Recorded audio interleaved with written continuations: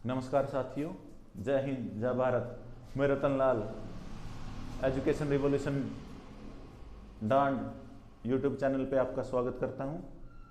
और जैसा कि हमने बताया था आपको नए साल के अवसर पर कि हम एक ऑनलाइन क्लासेस का रखेंगे जिसमें हम आपकी गाइडेंस करेंगे। ये नहीं कहूँगा मैं हम आपको सरकारी नौकरी दिलाएंगे, हम आपको सिर्फ गाइडेंस करेंगे कौन सी नौकरी हम कैसे ले सकते हैं, कम एफर्ट में ले सकते हैं। और जो बच्चे असमर्थ हैं, जैसा कि विकास सर ने आपको इंट्रोडक्शन क्लास में बता भी दिया था कि हम जो बच्चे असमर्थ हैं, नहीं आ सकते, उनके लिए हम एक ऑनलाइन प्लेटफॉर्म तैयार करेंगे यूट्यूब पे जो कि फ्री ऑफ कॉस्ट होगा हर बच्चे के लिए। तो हम सबसे पहले बताना चाहूँगा मैं आपको कंपटीशन एग्जाम में क्या क्या आता है और कैसे आपको तैयारी करनी है और कैसे हम आपकी तैयारी करवाएंगे। तो सबसे पहले एसएससी, जो जिसको जल्दी जॉब लेनी है उसके लिए सबसे पहले क्या रहेगा, बैंक। अगर आपको ग्रेजुएशन आपके पास और आपको जॉब की बहुत ज़्यादा ज़रूरत है तो आप किसकी तैयारी कर सकते हो, बैंक की तैयारी कर सकते हो। इसमें मेन जो फोकस रहता है मैथ पे और रीजनिंग। अगर आप आईबीपीएस के थ्रू जाते हो, बैंक में भी 3-4 चीजें हैं, एक तो एसबीआई, आईबीपीएस और आईबीपीएस आरआरबी। अगर एसबीआई की बात करें, प्री पेपर, मेन पेपर और उसके बाद इंटरव्यू। अगर आप प्री पेपर में जाते हो तो सबसे पहले आपकी तैयारी होनी चाहिए मैथ, रीजनिंग और साथ में इंग्लिश लैंग्वेज। अगर आरआरबी में आते हो तो मैथ और रीजनिंग और जो भी आपकी लैंग्वेज हैं। प्री पेपर के लिए तो मैथ और रीजनिंग। तो सबसे ज़्यादा अगर एसएससी की बात करें तो एसएससी में भी मैथ तो रहेगा ही रहेगा, तो इसलिए सबसे ज़्यादा फोकस कॉम्पिटिटिव एग्जाम के लिए मैथ पे रखना है। अगर मैथ में रखोगे तो कोई भी एग्जाम हो, इवन आपका यूपीएससी भी है, यूपीएससी के प्री पेपर में भी देखोगे मैथ और रीजनिंग तो वहाँ भी रहेगा। तो इसलिए आपके लिए मैथ सबसे इंपॉर्टेंट है। मैथ पे फोकस करो, उसके बाद रीजनिंग है और उसके बाद अगर आईबीपीएस की बात करेंगे, बैंक की बात करेंगे, बैंक को जीएस से कोई मतलब नहीं, सिर्फ अगर जीएस आएगी तो वो एसएससी में आएगी, बैंक में नहीं आएगी। इसमें आती है करंट अफेयर्स, वो भी जब आप प्री पेपर निकाल लोगे आईबीपीएस का, आईबीपीएस आरआरबी का। एसबीआई और आईबीपीएस दोनों में math, reasoning, English pre paper qualify करने के बाद, और उसके बाद आरआरबी की बात करोगे ओनली मैथ प्लस रीजनिंग। उसके बाद मेन पेपर में इसमें लैंग्वेज आएगी और साथ में करंट अफेयर। यहाँ भी अगर बैंक की बात करें math, reasoning, English plus current affair. अगर मेन पेपर प्री क्वालिफाई करने के बाद, यहाँ से कौन सा है प्री, अगर ये क्वालिफाई होगा तो उसके बाद मेन, अगर दोनों क्वालिफाई होंगे तो उसके बाद इंटरव्यू। ये रहेगा क्राइटेरिया। बैंक की बात, बैंक के बाद बात करेंगे अगर एसएससी, बैंक में जितना स्पीड में प्रोसेस है एसएससी में थोड़ा लेट प्रोसेस होता है। लेकिन अगर आप एसएससी की सही तरीके से तैयारी करते हो तो एसएससी में भी जॉब लेना बहुत ही आसान है। इसमें मेन क्राइटेरिया रहेगा वही, एसएससी स्टार्ट होता है मेन 10th लेवल से। अगर 10th के पेपर की बात करें, एमटीएस, मल्टीटास्किंग सिस्टम, एक तरह से बोल सकते हैं ग्रुप डी की वैकेंसी। इसमें क्या रहेगा, वही मैथ। अगर सिलेबस की बात करें इसके, इसमें एसएससी में 10th लेवल पे एमटीएस, +2 लेवल पे एलडीसी या यूडीसी, और एक और पेपर तक ग्रेजुएशन लेवल पे सीपीयू। अगर आपको डिफेंस में या आर्मी में कोई भी इंटरेस्ट है इसमें भी जा सकते हो। और उसके बाद रहता है सीजीएल, एसएससी सीजीएल, ये दोनों है ग्रेजुएशन बेस पे।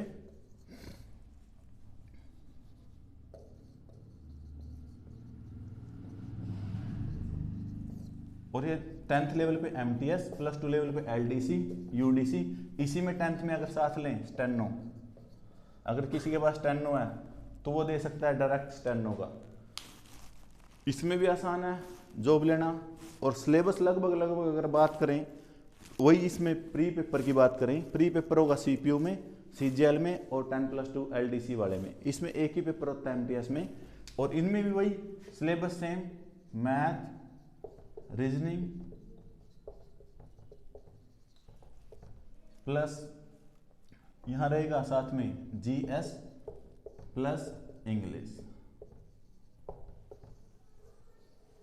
ये 4 रहेंगे इसमें अगर CPU में रहेगी, इसमें इंग्लिश की प्रेफरेंस थोड़ी ज़्यादा रहती है।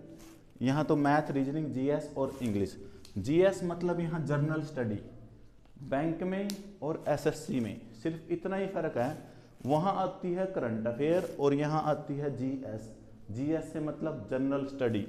जनरल स्टडी की बात करें तो इसमें करंट अफेयर प्लस GK मतलब जनरल नॉलेज। GS और करंट अफेयर में कंफ्यूज मत होना, GS से मतलब होता है general study, current affair plus GK। अगर GK की बात करेगा उसमें करंट अफेयर नाम के बराबर, ना के बराबर, लेकिन अगर GS की बात करेगा तो करंट अफेयर को मिक्स करता है वो जनरल नॉलेज से। जो आजकल न्यूज़पेपर में खबरें चली होंगी वहां से आती है GS। मैथ तो रहेगा ही रहेगा, मैथ से भाग ही नहीं सकते। अगर कंपटीशन की तैयारी करते हो तो मैथ तो रखना ही रखना है, प्लस रीजनिंग। अगर मैथ आएगा तो रीजनिंग भी आ सकती है आसानी से, दोनों साथ में चलते हैं, मैथ प्लस रीजनिंग। और इंग्लिश, देखो इंग्लिश लैंग्वेज है, वैसे भी ऑफिशियल लैंग्वेज। अगर इंडिया की बात करें तो मोस्टली केसेस में अगर देखें तो किसकी प्रेफरेंस रहती है, इंग्लिश की। तो इंग्लिश लैंग्वेज तो आनी ही चाहिए अगर कंपटीशन में बैठना है तो। और मैथ तो रहता ही रहता है, मैथ तो ये कह सकते हो कंपटीशन की रीढ़ की हड्डी है, एक तरह से बिल्कुल हार्ट है, रीढ़ की हड्डी, कुछ भी बोल लो मैथ तो रहेगा ही रहेगा। और प्लस मैथ आएगा तो रीजनिंग बहुत ही आसान होती है, सारे इंटरेस्ट लेते हैं रीजनिंग में। और इंग्लिश। और बात करें GS की, GS का देखो एरिया ही बहुत ज़्यादा है। अगर बात करें GS की, GS का एरिया, अगर आप GS पे बिल्कुल अच्छी पकड़ है तो उसके बाद अगर बैंक SSC के बाद भी अगर जॉब की नहीं मिल पा रही, कहीं मैथ ज़्यादा ही वीक है, भाई मैथ तो मेरे से होता ही नहीं, तो उसके लिए एक ऑप्शन आता है अपने पास, रेलवे। अगर दोनों से नहीं मिल पा रहा कुछ भी, भाई मैथ में बिल्कुल ही ज़्यादा प्रॉब्लम है, क्योंकि मैथ आजकल उठा रहा है SSC में एडवांस। अगर एडवांस मैथ की बात करें, 10th के बाद एडवांस मैथ आता है, +1 +2 में जाएंगे। अगर किसी की बिल्कुल ही ग्राउंड लेवल या बिल्कुल ही बैक है ही नहीं मैथ उसका, तो लास्ट ऑप्शन बचता अपने पास रेलवे। रेलवे में क्या आता है, रेलवे में मैथ रहेगा ही रहेगा, प्लस रीजनिंग रहती है, और रेलवे का मेन फोकस रहता है GS, जनरल स्टडी। और GS में भी बात करें, मेन टारगेट होता है उसका साइंस। और साइंस की बात करें, एनिमल हस्बेंड्री, आजकल ज़्यादा फोकस किस पे रहता है उसका, एनिमल हस्बेंड्री। एनिमल हस्बेंड्री में कृषि पालन, जितने भी पशुपालन हो गए, कृषि से संबंधित होगी चीज़ें, तो रेलवे में तो अगर देखो बैंक में मैथ आना ही आना चाहिए, SSC में मैथ आना ही आना चाहिए, रेलवे में निकाल सकते हो। अगर आपको मैथ बिल्कुल ही कमज़ोर है, भाई नहीं पकड़ पा रहे मैथ को, तो उसके लिए कौन सा बचता है फिर, रेलवे। GS में भी देखें, GS में मेन फोकस हिस्ट्री। हिस्ट्री को भी 3 पार्टों में डिवाइड करना, एक तो एंशिएंट, एक मध्यकालीन मेडिवल, और एक मॉडर्न। प्राचीन, मध्यकालीन और आधुनिक। अगर हिस्ट्री में बात करो, देखो GS की बात करें, GS का एरिया बहुत ही बड़ा। अगर प्राचीन हिस्ट्री, एंशिएंट को उठा लें, एंशिएंट का देखो अलग अलग इतिहासकार अलग अलग बताएंगे इसके बारे में, भाई एंशिएंट का एरिया कहाँ से कहाँ तक है। कुछ कहेंगे हड़प्पा वाली वो चीज़, ये चीज़। और एक मध्यकालीन, मध्यकालीन कुछ इतिहासकार मानते हैं अशोक वाले टाइम से, कुछ मानेंगे भी जब भारत पर आक्रमण हुआ था मुसलमानों की तरफ से दूसरी साइड से।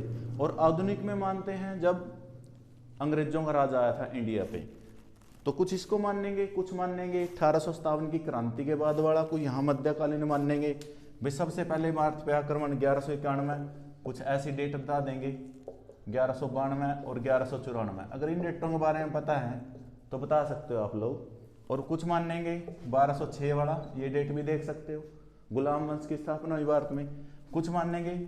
फिर उसके बाद आते हैं औरंगजेब की, देखो 1206 से लेकर सल्तनत काल की बात करेंगे, कुछ मानेंगे। मुगल, भाई जहाँ से मुगल आए, मुगल कब आए? बाबर के टाइम में, बाबर के टाइम का मतलब 1526, ये डेट की बात करेंगे। उसके बाद कुछ मानेंगे 1757 प्लासी का युद्ध, अंग्रेजों की एंट्री हुई 1764, फिर अंग्रेजों की एंट्री। कुछ मानते हैं मॉडर्न में 1857, जब पूरे इंडिया का किसके हाथ में? ब्रिटेन के हाथ में, ब्रिटिश के हाथ में चला गया, ताज के साथ चला गया। फिर उसके बाद आधुनिक की बात करें 1885 के बाद कांग्रेस की स्थापना के बाद भी मान सकते हैं, और इसमें मॉडर्न में लेकर चले जाते हैं 1947 तक। तो इस तरह से हिस्ट्री को अलग अलग चीज़ों में डिवाइड कर रखा है, तो हम इस पे फोकस रख सकते हैं। हर एक कम्पिटिटिव एग्जाम के लिए इम्पोर्टेंट है। और इसके बाद ही जब भारत के बाद देखो हिस्ट्री से ही कनेक्ट हो गया अपना,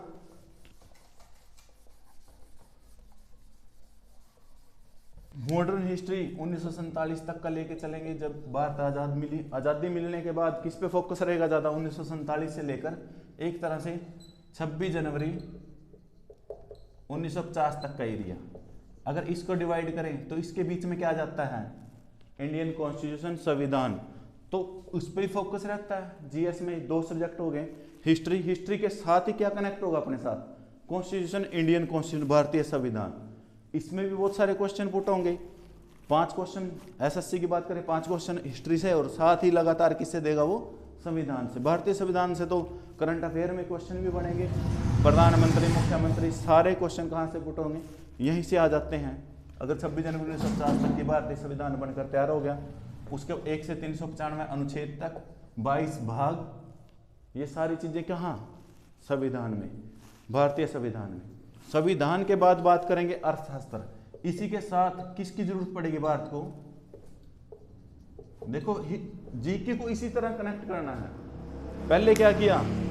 हिस्ट्री में देखा राजे महाराजे, दिल्ली सल्तनत, मुगल काल, भारत को आज़ादी मिली, बीच में गांधीवादी युग, और उसके बाद भारत को आज़ादी के बाद किसकी जरूरत? कानून की जरूरत। संविधान बनाया, संविधान बनने के बाद अर्थव्यवस्था कैसी रहेगी भारत की? इकोनॉमिक्स आएगी साथ में। इकोनॉमिक्स के बाद क्या होगा? भारत को आज़ादी मिलते ही इंडिया और पाकिस्तान की लाइन बंटवारा भी होगा। उसी के चीज में क्या आ जाएगा साथ में? Indian geography.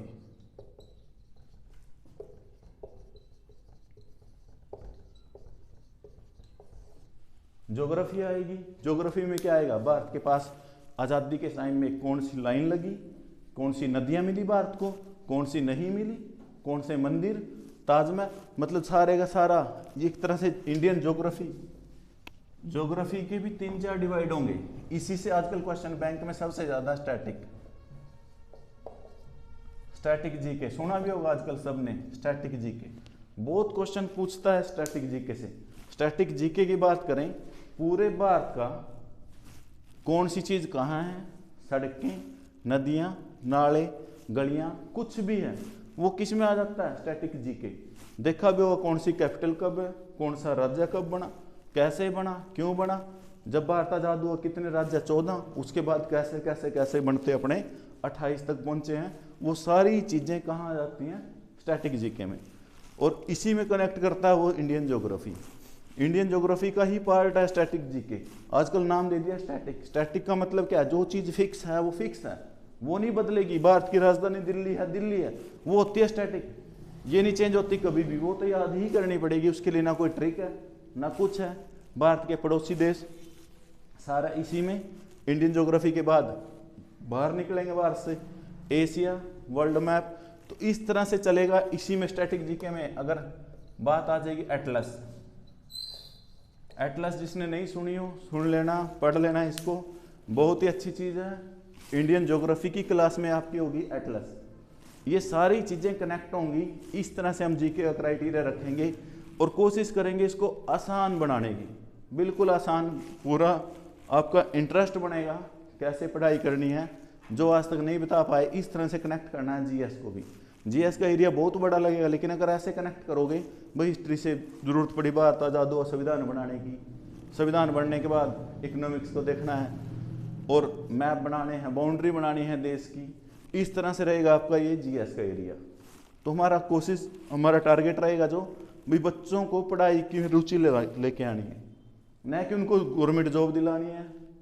हम ये नहीं कहेंगे सरकारी नौकरी जल्दी मिलेगी आपको, लेकिन आपको नॉलेज इतनी कर देंगे, हमारा आपसे वादा है कि आप कहीं भी जाओ, किसी भी चीज़ पे कोई बात करे आपसे, तो आप उसको जवाब दे इसको भाई ये चीज़ नहीं है, ऐसे गलत है, ऐसे ठीक है। हम आपको डिसीजन मेकिंग बनाएंगे, न कि सरकारी नौकरी दिलाएंगे। आप सरकारी नौकरी की तैयारी करोगे तो कभी नौकरी नहीं ले सकते। आपको बनाना है डिसीजन मेकिंग, भी हम सही मौके पर सही डिसीजन कैसे लेना है, ये हमारी टारगेट रहेगा। जय हिंद, जय भारत।